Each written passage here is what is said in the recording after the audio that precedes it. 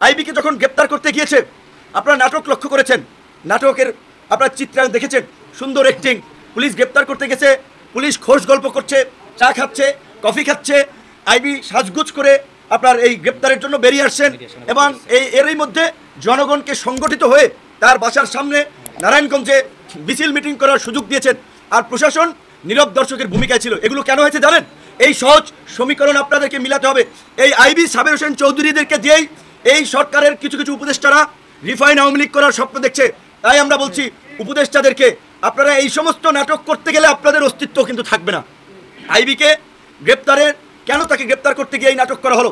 কেন আইবির সমর্থকদেরকে এই মিছিল মিটিং করে এই পরিবেশ তৈরি করতে দেওয়া হলো? মানে দেখানো হয়েছে যে আইবি ইজ ভেরি পপুলার, তাই আইবিকে দিয়ে আমরা আওয়ামী লীগ রিফাইন করবো, আওয়ামী লীগকে নির্বাচনে নেব। সাবের হোসেন চৌধুরীর বিদেশি কানেকশন, তিনি ইন্টার পার্লামেন্টারি ইউনিয়নের নেতা ছিলেন, এইখানে তাদেরকে মুক্তি দেওয়া হয়েছে। আমাদের অ্যাক্টিভিস্টরা শুধু আসিফ নজরুল সাহেবকে আপনার দোষী সাব্যস্ত করছেন, কিন্তু প্রকৃত অর্থে এই জন্য যারাই অভিযুক্ত, সে যে আসিফ নজরুল হয় অবশ্যই তার আমরা বিরুদ্ধে বলবো, কিন্তু আসিফ নজরুলকে শুধু একা টিকারে রাখলে আপনার টার্গেট করলে হবে না।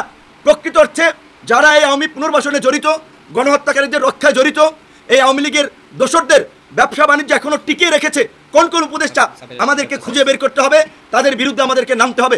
এবং প্রধান উপদেষ্টা আমরা শুনেছিলাম সোমবার জাতীয় সংলাপ ডাকার কথা, আমরা জানি না আসলে জাতীয় সংলাপ তিনি ডাকছেন কিনা, কিন্তু আমরা আবারও বলবো এই সামগ্রিক পরিস্থিতিতে এই গণহত্যার বিচার, আওয়ামী লীগ সহ এই আওয়ামী লীগের দোসর 14 দলকে নিষিদ্ধ করা, রাষ্ট্র সংস্কার এবং অন্তর্বর্তীকালীন সরকারকে একটা শক্তিশালী রূপদান করার জন্য এই অন্তর্বর্তীকালীন সরকারকে জাতীয় সরকারের রূপদান সহ সামগ্রিক বিষয়ে এই যে করিডোর নিয়ে আমাদের একটা উদ্বেগ উৎকণ্ঠা। কেউ কেউ বলছে যে সরকার অলরেডি নীতিগত সিদ্ধান্ত নিয়েছে, অলরেডি এটা হয়ে যাচ্ছে।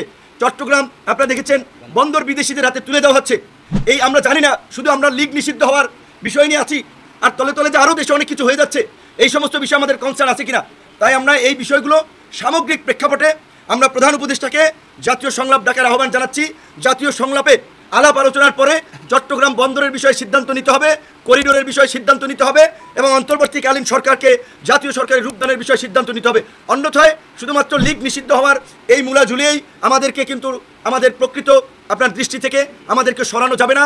সরকারকে বিনয়ের সাথে বলতে চাই, আমরা আপনাদেরকে সহযোগিতা করতে চাই, আমরা আপনাদের প্রতিপক্ষ নয়, আমরা আপনাদের সহযোগী। আমাদের যত রক্ত ঝরেছে, যত ঘাম ঝরেছে, তার সিকি পরিমাণও আপনাদের ঘাম ঝরে নাই, রক্ত ঝরে নাই। আমরা যে কয়দিন রাজপথে রক্তাক্ত হয়েছি, ছাত্রলীগ, যুবলীগ, আওয়ামী লীগের পান্ডা লীগের হামলার শিকার হয়েছি, ওই কয়দিন আপনারা রাজপথেও দাঁড়ান নাই, আওয়ামী লীগের বিরুদ্ধে বক্তব্য দেন নাই। তারপরেও আমরা দেশের বৃহত্তর স্বার্থে আমরা আপনাদের সকলকে নিয়েই আমরা বাংলাদেশকে পুনর্গঠন করতে চাই, আমরা এগিয়ে যেতে চাই। আপনাদেরকে আমরা নিরপেক্ষ একটা সরকারের দায়িত্ব দিয়েছি, কিন্তু আপনাদের কিছু কর্মকাণ্ড প্রশ্নবিদ্ধ হয়েছে। কাজেই এই সরকারের উপদেষ্টা পরিষদের পুনর্গঠন ছাড়া এই সরকারের প্রতিও জনগণের পুরো আস্থা ফিরে আসবে না এবং সামনে নির্বাচন নিয়ে সংকট কাটবে না। তাই আবারও আমরা সামগ্রিক প্রেক্ষাপটে জাতীয় সংলাপের আয়োজন করার আহ্বান জানিয়ে আমাদের আজকের এই সংবাদ সম্মেলন শেষ করছি।